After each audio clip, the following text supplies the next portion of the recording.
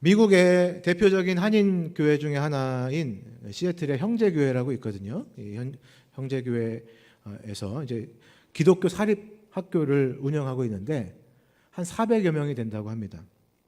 담임으로 섬기는 권준 목사님이 학생들을 관찰하면서 독특한 사실을 하나 발견했다고 합니다. 인도계 학생들의 실력이 가장 뛰어나다는 거예요. 수학은 물론 영어 단어의 그 스펠링을 맞추는 스펠링 비라는 것도 있는데 인도계 학생들이 단연 우수하다고 합니다. 가장 우수한 성적을 내는 학생들도 모두 인도계인데 우리는 이제 9구단을 이제 9단까지 외우잖아요. 근데 그들은 9구단도 10구단까지 외운다고 합니다. 무엇이 인도 아이들의 실력을 그렇게 만들었을까?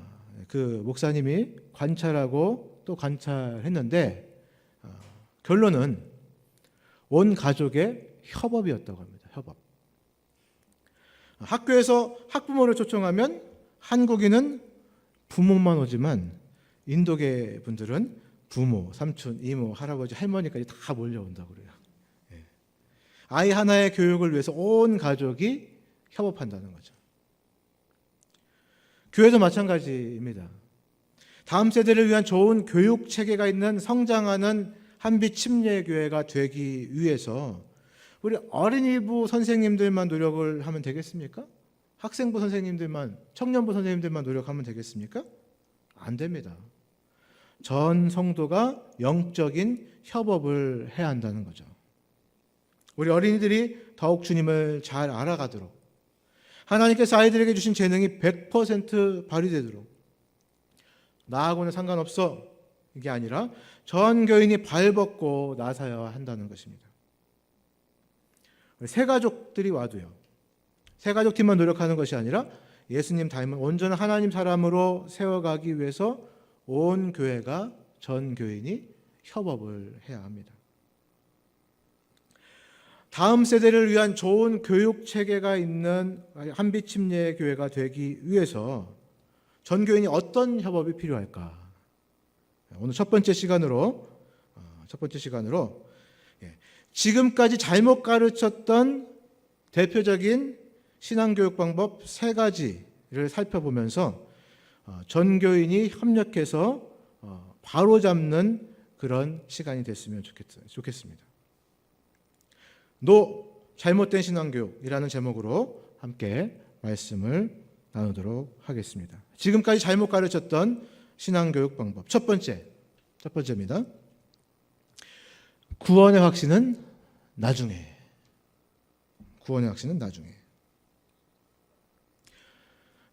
우리나라는 장로교 영향을 많이 받았죠. 가장 큰 교단이 장로교죠. 부모님이 교회 다니면 자연스럽게 유아 세례받고 또 구원에 대한 점검이나 확신 없이 교회 생활, 종교 생활을 시작합니다. 유아 세례 받았으니까 헌하시겠으니까 괜찮겠지 하다가 초등학교 고학년만 되면 부모 마음대로 하지 못하게 되죠. 신앙은 하나님과 우리 아이의 개인적인 관계라는 것을 파악하지 못하는 거예요. 부모의 신앙이 자녀에게 영향은 줄 수 있지만 구원은 줄 수 없거든요. 1년에 52주 주일마다 우리 자녀들은 교회당에 모여요. 일주일에 168시간 중에서 대부분은 학교와 학원에서 보내다가 일주일에 1-2시간 교회에서 보냅니다. 게다가 고3이 되면 중직자 자녀들도 교회 다니다가 교회가 아니라 학원으로 가죠. 주일학교 오후 예배, 어린이 수요 예배 이런 거 다 사라졌잖아요. 우리 옛날에 있었던. 그런데도 일주일에 1-2시간의 그 신앙 교육으로 자녀들이 건강한 기독교인으로 자라기를 기대할 수 있겠습니까, 여러분? 뿌리지 않고 거두려는 과한 욕심일 것입니다. 예전에는 대학에 가면 교회를 떠난다고 했는데 요즘에는 중학교에 가면 교회를 떠나요. 어떤 조사에 따르면 현재 중고등학교 복음화율이 3% 내외라고 합니다. 이것은 그러니까 선교학적으로 볼 때 선교사를 파송해야 하는 미전도 종족에 해당하는 겁니다. 이것이 다 무엇 때문입니까, 여러분? 구원의 확신이 없기 때문이에요. 오늘 본문 2절 말씀을 보면 하나님의 영인 성령을 알아보는 방법은 이렇습니다. 예수 그리스도께서 인간으로 오신 것을 인정하는 사람은 모두 하나님의 영을 받은 것입니다. 예수께서 그리스도로 인간의 모습으로 오셨다. 하나님이 인간이 되셨다. 성육신에 대한 이야기죠. 창조주 하나님께서 인간으로 오셨다는 것을 인정하는 것이 핵심인데, 그런데 창조주 하나님이 왜 인간으로 오셨을까요? 죄인인 인간들이 절대자 하나님을 알 수가 없잖아요.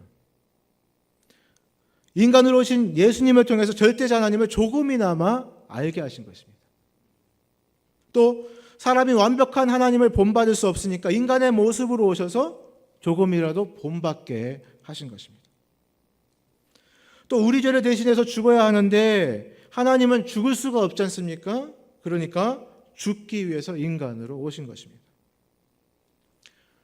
또 사탄의 영역인 이 세상에서 사탄을 패하도록 하기 위해서 인간 세상에 오신 것입니다. 또 사람들의 육신적인, 감정적인 모든 것을 경험하셔야 우리를 동정하시고 이해할 수 있기 때문에 인간으로 오신 것입니다. 마지막으로 심판하실 때 사람으로 사셨던 예수님이 심판하셔야 공정한 심판이 되지, 하나님이 심판하시면 불공정하지 않습니까? 그러니까 인간으로 오신 것입니다. 결국에 이 모든 것을 종합하면 창조주 하나님께서 구원주가 되시기 위해서 인간으로 오셨다는 겁니다. 창조주 하나님께서 인간으로 오셔서 구원주가 되셨음을 인정하는 교육, 그분을 만나도록 하는 교육, 그분이 나를 구원하셨다는 것에 대해 확신을 갖게 하는 이 신앙 교육이 어린이부에서부터 시작돼야 됩니다. 중학생 되면 세상 교육의 영향으로 또 사춘기라는 그 도피성에 들어가게 돼서 교회 교육이 더 힘들어지게 되거든요. 제 아들 이서진이 얘기를 잠시 하겠습니다. 초등학교 4학년입니다. 작년 3학년 때 어떤 얘기를 하던 중에 이제 서진이가 저한테 이제 물어봐요. 아빠, 예수님을 언제 만났어? 어떻게 만났어? 그래요. 그래서 중학교 2학년 때 기도하면서 만났어. 왜 서진아? 그랬더니 나는 꿈속에서 만났는데 그래요. 그래서 예수님 꿈 꿨어? 뭐 예수님인 줄 어떻게 알았어? 그랬죠? 그랬더니 얼굴에 빛이 나서 보이진 않았는데 예수님이었대요. 그래? 예수님만 보였어? 그랬더니 아니, 천사 2명이 예수님 옆에 있었어. 그래? 어떻게 생겼어? 남자였어. 날개가 있었고 흰 옷을 입고 있었어. 그래? 점점 저도 이제 막 예, 신기해져 가는 거예요. 그래? 예. 그래서 뭐라고 하셨는데? 예수님 뭐라고 하셨는데? 그랬더니 서진아, 전도해라. 그러셨대요. 그래? 그래서 뭐라고 했어? 아무 말도 안 했어. 그러고 깼는데 예, 감동이 왔습니다. 눈물이 났어. 예, 그래서 언제 그랬는데 그랬더니 작년에 캠프 갔을 때 현빈이 형아도 안 가고 혼자 갔을 때 혼자 자면서 그랬다는 거예요. 제가 이제 가만히 생각을 해보니까 그 후로 애가 좀 변한 것이 이제 느껴지더라고요. 예. 예배 드리는 모습, 예배 때 맨날 그냥 떠들고 그냥 예, 장난하고 그러다가 언젠가부터 애가 조금씩 변화되는 것들을 좀 느꼈었거든요. 아까 특송으로 했던 내 마음의 한 자리라는 이 찬양, 서진이가 자기 엄마한테 그래요. 엄마, 저 찬양을 들으면 하나님이 느껴져. 그래요. 예. 하나님의 임재가 느껴진다는 거죠. 저하고 자주 얘기를 하는데 엊그저께 밤에 자면서 얘기를 하는데 창세기 3장 15절에 여자의 후손으로 오신 그 예수님을 설명했더니 이해를 해요. 예. 그러니까 이런 것들을 이렇게 보니까 얘가 구원받았구나, 구원의 확신을 갖게 됐구나, 이런 것들이 이제 이것을 느낄 수가 있었습니다. 그래서 제가 물어봤습니다. 죽으면 어디 가 서진아? 천국에 가지. 그래 서진아. 그러면 나중에 엄마 아빠가 없을 때 혼자 있을 때 어떤 사람이 칼에 목을 대고 예수님 부인하라고 하면 어떻게 할 거야? 그랬더니 서진이가 얘기합니다. 잠깐만 아프면 되니까 무서워도 예수님 믿는다고 할 거야. 그렇게 얘기를 하더라고요. 그래서 제가 눈물이 났었어요. 그래서 제가 이제 어린이 비전 스쿨을 격려하는 겁니다. 우리 정진 선생님을 어린이부 담당으로 적극 추천을 한 겁니다. 어릴수록 예수님 만나기가 더 좋습니다. 말씀 안에서 구원의 확신을 갖기가 더 좋습니다. 순수하니까요. 구원의 확신은 나중에가 아닙니다. 어린 것이 오히려 기회이며 특권이기 때문입니다. 세상 가운데 강하고 담대한 예수 그리스도의 군대로 훈련될 수 있도록 전 성도가 동역하게 해 주시기를 예수님의 이름으로 부탁드립니다. 지금까지 잘못 가르쳤던 신앙교육 방법 두 번째입니다. 두 번째, 예수님은 위대한 성인이에요. 예수님은 위대한 성인이에요. 여러분, 핫땡이라는 말 들어보셨습니까? 핫땡. 네, 들어보셨어요? 우리 중고등학생들은 알 수도 있는데, 요즘 교회 다니는 초중고등학생들이 학교에서 이제 급식을 먹잖아요. 급식을 먹는데 급식을 앞에 두고서 하나님 감사합니다, 이걸 하나님 땡큐, 이거를 이제 핫땡 줄여가지고 이제 하고서 밥을 먹는다고 합니다. 예, 저도 처음 이제 들었는데, 그나마 이제 핫땡이라고 말하고 밥을 먹는 아이는 그나마 나은 편이라고 그래요. 교회를 다니는 아이들 대상으로 이제 설문조사를 해보면 아예 식사기도 없이 밥 먹는 아이들이 예상외로 많다고 합니다. 식사기도 하고 있으면 옆 친구가 야, 너 자냐? 그러죠. 너 교회 다니냐? 옆에 교회 다니는 친구는 더 그러면 유난 떨지 마. 이제 그러니까 창피하잖아요. 그러니까 그냥 또 안 하기는 그렇고 핫땡 하고 먹는 거죠. 본문 5절을 보면 거짓 예언자들은 세상에 속하여 세상 일을 말하며 세상은 그들의 말을 듣습니다 라고 말씀합니다. 그러나 마태복음 5장 13, 14절에서는 예수님은 제자들에게 너희는 세상의 빛이라 소금이라 말씀하고 계세요. 어두운 세상에서 진리의 빛이 되며 죄악으로 썩어져가는 세상에 소금으로 방부제 역할을 하라는 것입니다. 세상에서 분리된 삶이 아니라 세상에 그리스도의 선한 영향력을 끼치는 삶을 살아라. 거짓 예언자나 예수님의 제자나 세상에 사는 것은 마찬가지지만 둘의 다른 점이 있어요.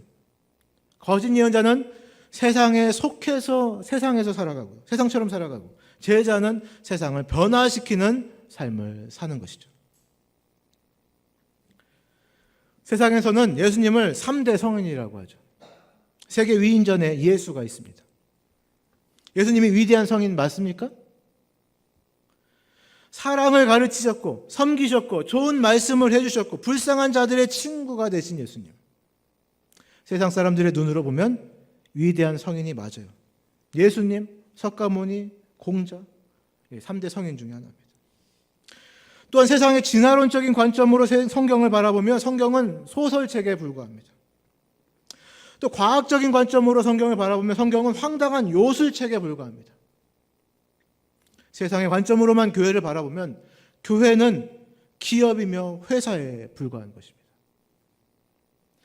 그러나 예수님을 그렇게 세상의 눈, 세상에 속한 관점으로 바라보면 안 된다는 것이죠. 예수님은 창조주세요. 구원주가 되시고요, 마지막 심판주가 되시는 하나님이시기 때문입니다. 아멘. 세상의 관점으로 교회 교육을 하게 되니까 교회의 돈과 명예가 우선이 됩니다. 개인주의와 이기주의가 팽배하게 됩니다. 하나님 중심의 예배가 아니라 사람이 좋아하는 예배를 드리게 되고요. 위로받기만 원하는 찬양, 사람 귀에 듣기 좋은 내용의 말씀, 성공주의적인 말씀만 선포가 됩니다. 세상을 변화시키는 그리스도인으로 양육되는 것이 아니라 세상을 어떻게든 살아내려고 허우적대고 마귀 권세에 무력한 그리스도인들만 양산되게 되는 것이죠. 오늘날의 많은 종교, 많은 사상에서 예수를 인정합니다. 예수를 지켜 세우고 존경을 표시합니다. 그러나 저들이 말하는 예수 안에 무엇이 없습니까? 십자가가 없습니다. 그리스도의 십자가, 죽음이 없어요. 그래서 그 안에 구원이 없는 것입니다. 많은 사람들이, 크리스천들이 예수님을 닮아야 할 롤 모델로 따라요. 그 말씀을 생명처럼 소중히 여기기도 합니다. 그러나 그들이 따르는 예수 안에 십자가의 죽음이 생략되고 강조되지가 않습니다. 그래서 그 안에 하나님의 능력이나 지혜가 없는 것입니다. 십자가의 도가 멸망하는 자들에게는 미련한 것이요 구원받는 우리에게는 하나님의 능력이라. 우리 아이들에게 위인, 성인 예수님을 교육하는 것이 아니라 구원자, 내 죄를 대신해서, 내 가족의 죄를 대신해서, 내 친구의 죄를 대신해서, 그 악한 살인자의 죄를 대신해서 십자가 지신 예수 그리스도를 가르쳐야 합니다. 예수 그리스도의 십자가 희생이 저와 여러분들을 살리셨기 때문이죠. 그 십자가 희생을 가슴속 깊이 온몸으로 깨닫고 우리 다음 세대에 전하는 저와 여러분들이 되시기를 예수님의 이름으로 축복합니다. 지금까지 잘못 가르쳤던 신앙교육 방법 마지막 세 번째입니다. 무턱대고 빌어봐. 무턱대고 빌어봐. 오늘 본문 1절 말씀 현대어 성경 버전으로 다시 제가 읽어드리겠습니다. 사랑하는 여러분, 영을 받았다고 하는 사람들을 무턱대고 믿지 말고 그들이 주장하는 영이 하나님에게서 왔는지 시험해 보십시오. 거짓 예언자들이 세상에 많이 나타났습니다. 무턱대고 빌어봐. 이번 총선에 허경영 당의 생각이 나네요. 허경영을 외쳐봐. 사실 이제 무턱대고라도 일단은 좀 빌기라도 좀 했으면 좋겠어요. 기도도 안 하죠, 우리가.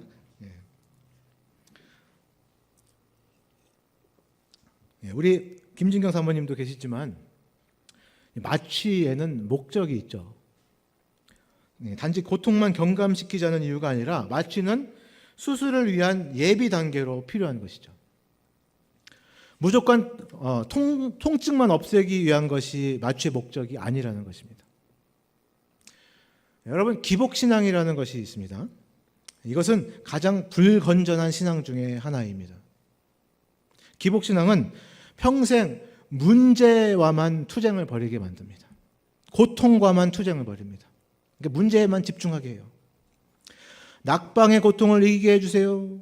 결혼 못한 외로움의 고통을 이기게 해주세요. 해결하게 해주세요. 돈 없는 고통의 문제를 해결해 주세요. 결국 기도는 엄청나게 하는 것 같아 보이지만 실상은 고통을 피하기 위한 투쟁이에요. 내 뜻을 관철시키고 내가 원하는 것을 얻어내기 위한 정욕, 욕심에 불과합니다. 이것을 이제 기복신앙이라고 하고요. 더 나아가서 우상숭배라 합니다.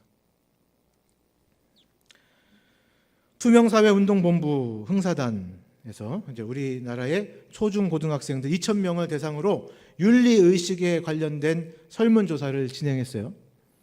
첫 번째 질문이 10억 원이 생긴다면 1년 동안 감옥에 갈 만한 범죄를 저지를 수 있나? 질문이었는데 초등학생의 12%가 하겠다고 했고요. 중학생은 28%, 고등학생은 무려 44%나 하겠다고 응답을 했습니다. 두 번째 질문은 학교 숙제를 인터넷에서 그대로 베끼는가 였는데요. 이 질문에 초등학생은 47%, 중학생은 68%, 고등학생은 73%가 그렇다고 응답을 했습니다. 이렇게 조사를 총 정리해서 정직 지수로 환산한 결과 초등학생은 이제 100점 만점 중에서 85점, 중학생은 75점, 고등학생은 67점이 나왔다고 합니다. 얼마 전 조국 사건을 통해서도 볼 수 있듯이 정직 지수는 고학력이 될수록 더해지지 덜해지지는 않는 것 같아요. 왜 그렇습니까, 여러분? 고학력으로 갈수록 나이가 들수록 정력은 더 증가하거든요. 성도의 존재 이유가 무엇입니까, 여러분? 사명입니다. 사명을 가진 자는 작은 고통의 문제에 대해서 연연해 하지 않습니다. 평탄하든 고통이 있든 사명을 감당할 수 있으면 만족할 수 있습니다. 마취의 목적이 수술에 있듯이 우리의 삶의 고통의 문제를 해결하는 것도 사명을 이루기 위한 장애를 제거하기 위함이라 우리가 생각할 수 있어야 된다는 거죠. 어떤 때는 고통이 사명을 이루기 위해서 꼭 필요한 것이 될 수가 있어요. 그러면 그 고통을 감수할 수 있어야 합니다. 그나마 어릴수록 정직지수가 더 높은 것을 보면 여러분 소망이 있지 않습니까? 어린이부에서부터 기복신앙이 아니라 사명을 따라 사는 삶을 분명하게 교육시킬 필요가 있다는 것입니다. 우리는 아직 어리다는 이유로 소홀히 여겼어요. 그러나 그렇지 않습니다, 여러분. 어린이 때가 신앙교육하기 가장 적합한 시기입니다. 아직 세상의 사상이나 마귀의 역사나 정욕들이 그들을 강하게 지배하지 못하기 때문입니다. 어린아이들도 구원의 확신을 가질 수 있고요. 십자가 희생을 깨달을 수 있고요. 사명을 쫓아서 살아갈 수가 있습니다. 우리 어린이부에 속한 아이들이 구원의 확신을 갖고 십자가 희생을 깨달아서 하나님께서 주신 사명을 감당할 때에 이 세상을 이기고 이 세상에서 빛으로 소금으로 주의 뜻을 이루어드리는 인생으로 승리하게 될 줄 믿습니다. 사랑하는 한빛침례교회 성도 여러분, 우리의 미래인 어린이부 아이들이 그런 위대한 신앙인들로 자랄 수 있도록 함께 돕는 우리 모두가 되시기를 예수님의 이름으로 축복합니다. 어떤 척박한 땅에 한 노인이 도토리 나무를 심고 있었대요. 주위를 둘러봐도 풀 한 폭이 없을 정도로 황량한 지역이었는데 노인은 아무 말 없이 계속 나무를 심어가고 있었습니다. 여행길에 이 지역을 통과하던 한 청년이 그 모습을 보고 노인에게 물었습니다. 이 나무가 자라서 열매 맺는데 얼마나 걸릴까요? 글쎄, 잘은 모르지만 적어도 50년은 지나야겠죠. 노인의 말을 들은 청년은 이해할 수 없다는 듯이 말했습니다. 아니, 죄송하지만 할아버지가 그때까진 살아계시지 못할 것 같은데 어째서 그런 수고를 하고 계십니까? 노인은 전혀 기분 나빠하지 않고 조용히 웃으면서 말했습니다. 마을의 숲을 떠올려 보게. 그 나무 중 하나라도 자네가 심은 것이 있나? 모두 우리 선조들이 심었던 것을 우리가 누리고 있는 것일 뿐일세. 다음 세대를 생각하지 않는다면 우리는 모두 죽고 말 걸세. 저와 여러분이 마음을 다해서 심고 물주는 그 어린 영혼들이 우리의 그 바통을 이어받아서 주님께서 우리 한빛침례교회에 허락하신 사명을 완성할 것입니다. 주님께서 주신 사명을 완전히 이루는 그들이 지금의 우리가 아니라 어린이부 세대가 될지라도 저와 여러분들, 우리가 그것을 전혀 보지 못할지라도 우리는 그 어린 나무를 심고 정성스럽게 물을 줘야 되지 않겠습니까? 그것이 바로 주님의 뜻을 이루는 길이며 주께서 주신 사명을 온전히 이루는 것임을 믿습니다. 함께 기도하도록 하겠습니다.